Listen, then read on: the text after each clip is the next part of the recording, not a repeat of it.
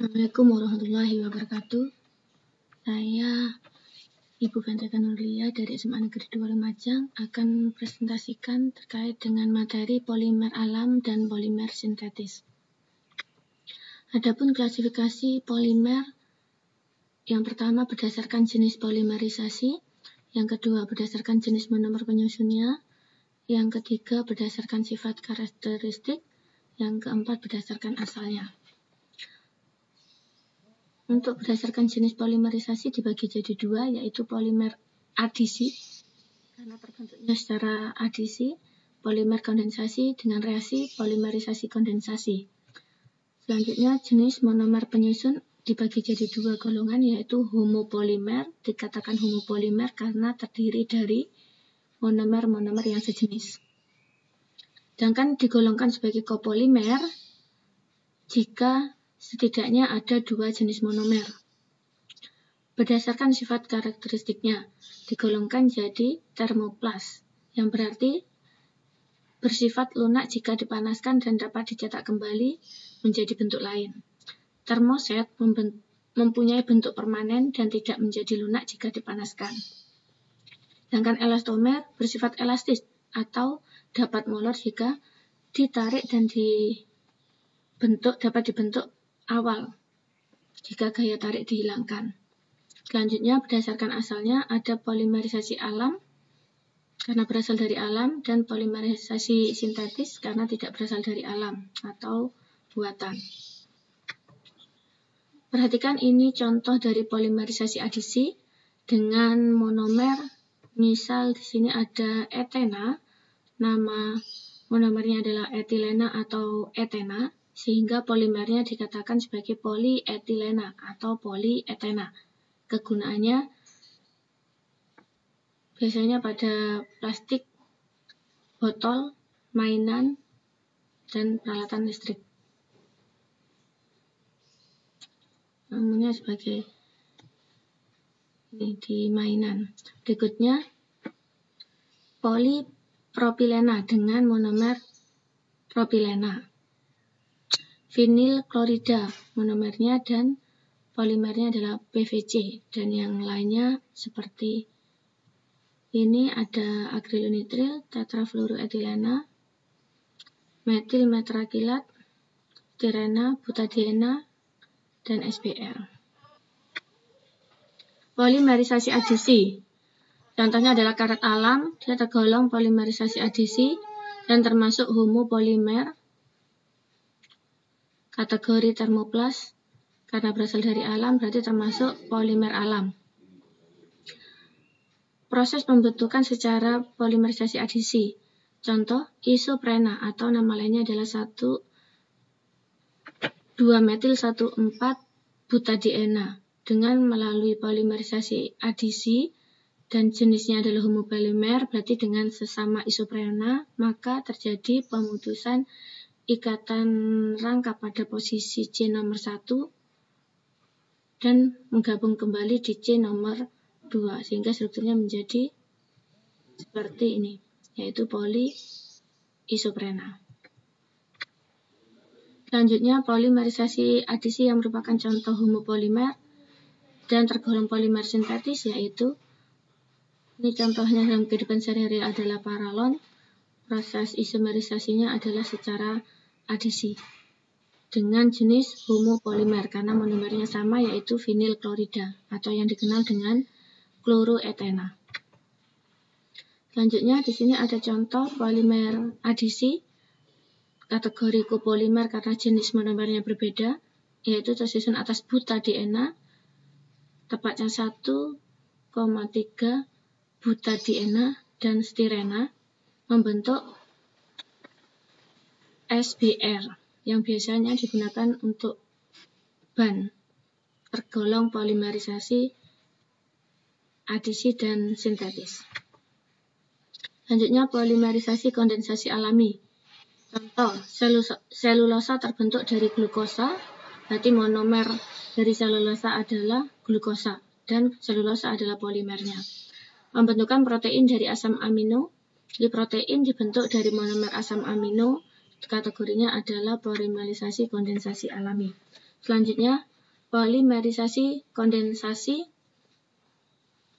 Contoh pada reaksi pembuatan nilon dengan monomer yang berbeda, yaitu heksametilendiamin dan asam adipat, jenis kondensasi. Bisa kita lihat di sini contohnya adalah nilon pada tali pancing. Mekanisme reaksinya dengan monomer asam adipat dan heksametilendiamin. Karena jenis monomernya berbeda, kategorinya adalah copolimer. Dan kategorinya tergolong termoplas,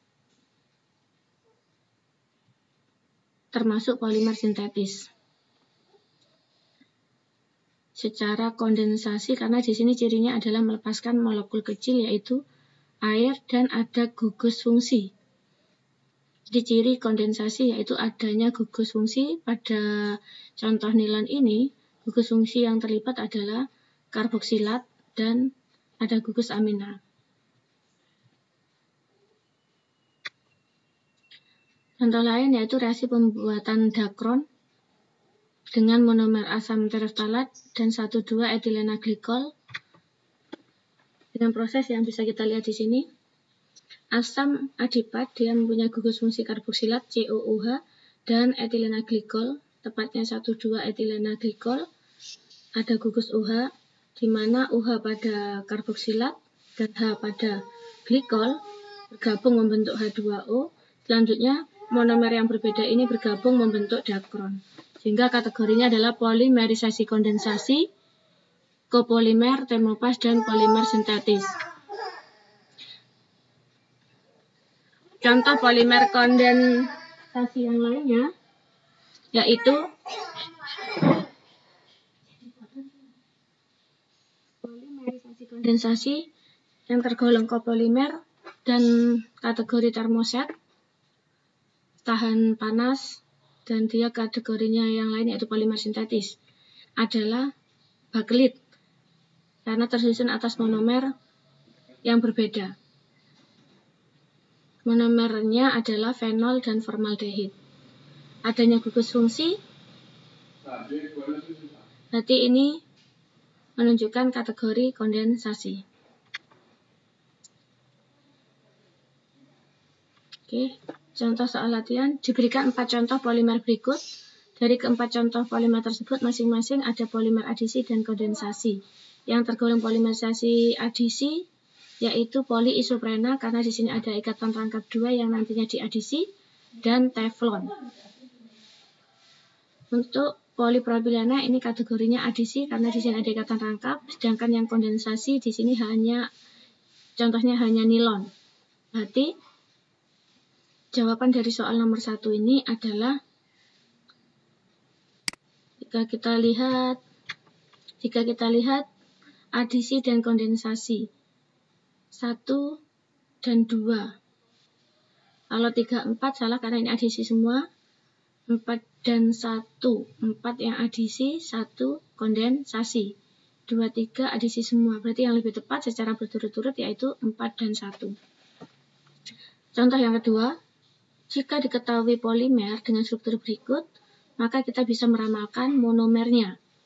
Coba kita lihat, di sini pastinya menggunakan polimerisasi adisi karena cirinya ada ikatan rangkap 2. Ini tersusun atas 2 monomer. Nah, monomernya nampak bahwa sama. Nah, di sini pemecahannya. Berarti ada 2 monomer yang sama, berarti kategorinya adalah homopolimer dengan monomer yaitu CH2CH rangkap 2 CH. Nanti C-nya ada 3, coba ini kita lihat. 1, 2, 3, 4. 1, 2, 3, 4. Berarti di sini 1, 2, 3, 4. Ya, 2 putus di sini. Oke, di antara opsi pilihan yang dimungkinkan yaitu ini awalnya berarti di sini sudah ada ikatan rangkap.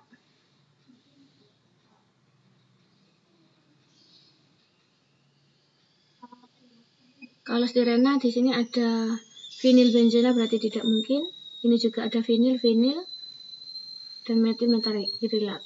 Ini tadi sudah kita ulas di metil metakrilat dengan monomer metil metakrilat. Nah, seperti ini berarti tidak mungkin. Kan yang dimungkinkan berarti dengan monomer propilena atau propena. Berarti jawaban soal nomor 2 tadi yaitu propena atau propilena. Oke. Saya rasa cukup untuk materi polimer. Semoga bisa membantu. Terima kasih. Assalamualaikum warahmatullahi wabarakatuh.